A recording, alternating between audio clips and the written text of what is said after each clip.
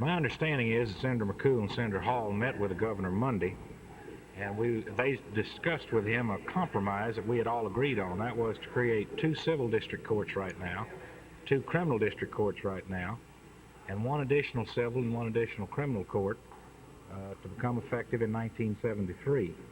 The governor said he would veto that bill because he wanted all of them to become effective immediately so that he could make the appointments.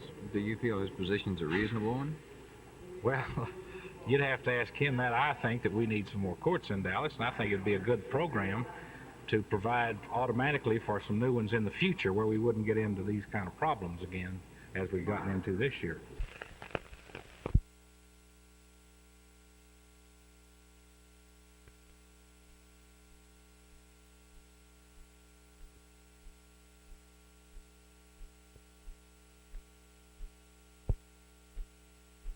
Well, number one,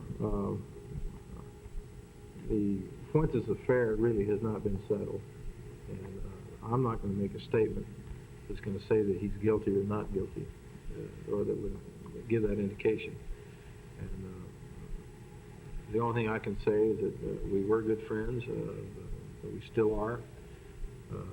If he is guilty, I'm very sorry, and I think it's a very unfortunate thing. Something like this should happen. If he's not guilty, I don't believe that they should be held against him.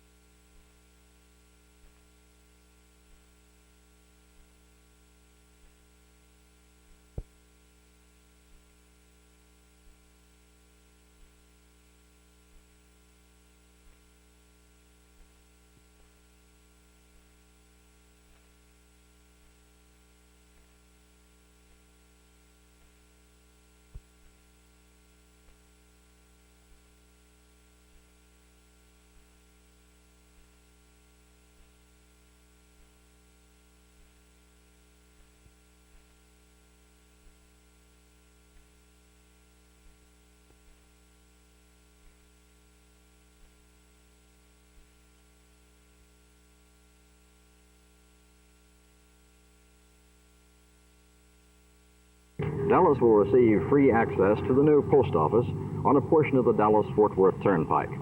This was reconfirmed today by the Turnpike Authority, despite objections by Fort Worth City Manager Howard McMahon and other Fort Worth City officials. McMahon and other city officials had been concerned with the free use by Dallas, since Fort Worth had previously paid $2 million for a similar deal. They also expressed concern over the loss of revenue on the Turnpike, permitting the payout of the Turnpike. In a prepared presentation, he requested 3 similar exits for the Fort Worth side and a comparative contract for them.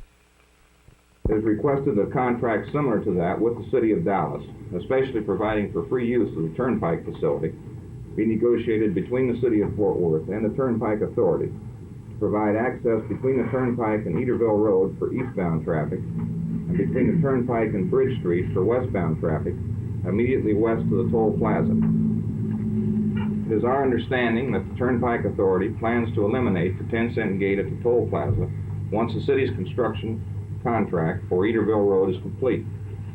Applying the same standard of loss of revenue to the Turnpike that was applied in the contract with the City of Dallas, this appears to be a very reasonable request.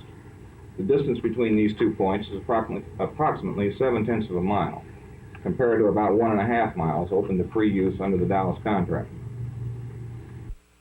McMahon's requests were taken under consideration. One of the members of the board, Garrett Morris, sided with Fort Worth, but questioned the legality of the contract with Dallas. Chairman Clyde Ashworth said the board would be questioning its own decisions, and he called for a vote.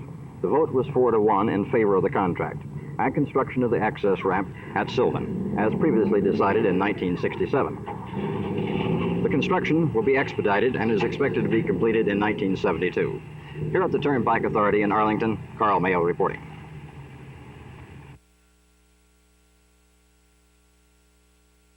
Well, one of them, I'd say, really, is detailed, I think, rather well by Governor Reagan, who has one of the articles, possibly the leading article in the book, and it's the fact that we're living in a society which is so affluent today that students no longer are imbued by the old-fashioned work mystique.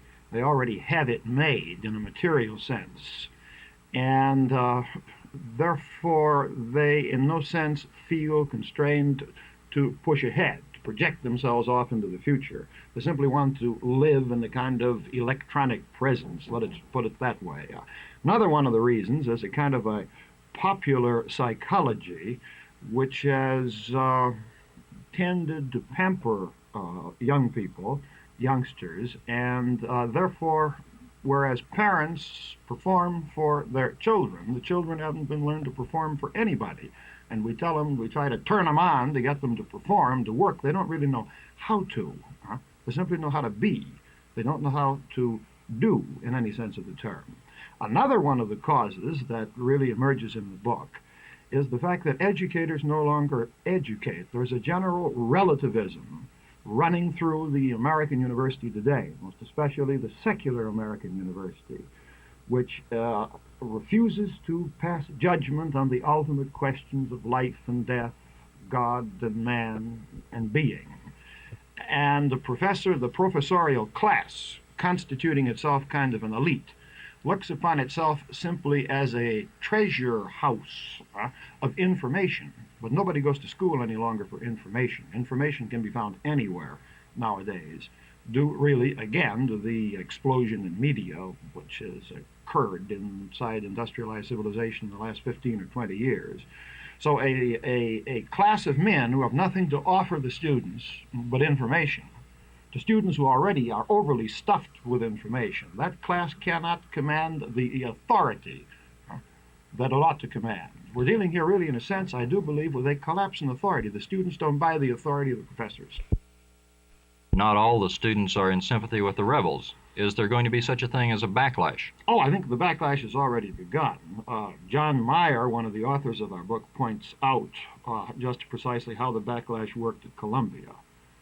Backlash exists. The trouble with the backlash, however, is usually it comes from students who are still, to a certain degree, imbued by the work mystique, by the desire to get an education, to get out into the world, to get married, and so on. They're busy studying, whereas the revolutionaries aren't. And the revolutionaries actually advocate revolution. Yeah, they do. Armed revolution if necessary. Armed revolution. I think we can divide those who are rebels into three classes. At least this conclusion has emerged in our book.